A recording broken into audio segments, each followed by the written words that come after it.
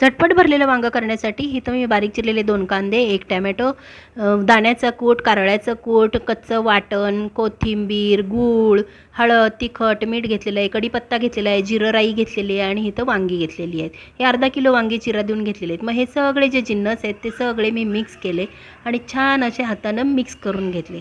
अगदी एकजीव करून घ्यायचे. मग एका साईडला करून त्यात हे चिरा दिलेल्या वांग्यांमध्ये भरून घ्यायचे.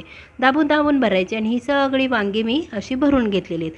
आता कढईमध्ये मी इथं तेल गरम करत ठेवलेलं आहे. 4 ते 5 चमचे तेल गरम करायचं. त्याच्यावरती मोहरी टाकायची. मोहरी तडतडली की त्याच्यावर जिरं टाकायचं. जिरं तडतडलं की त्याच्यावर हिंग टाकायचा, कढीपत्ता टाकायचा आणि बटाटे टाकायचे. हे बटाटे थोडे 2 मिनिटासाठी परतून घ्यायचे.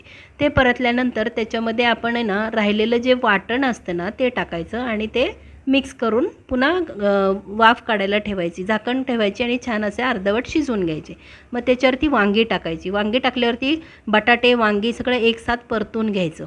परतायचं, घाई करायची नाही आणि झाकण ठेवून छान अशी वांगीसुद्धा कलर चेंज होईपर्यंत परतून घ्यायची.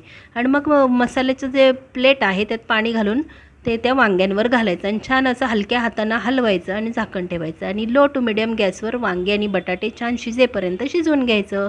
तयार आहेत आपली झटपट होणारी अशी भरलेली वांगी की जी चवीला खूप छान लागतात.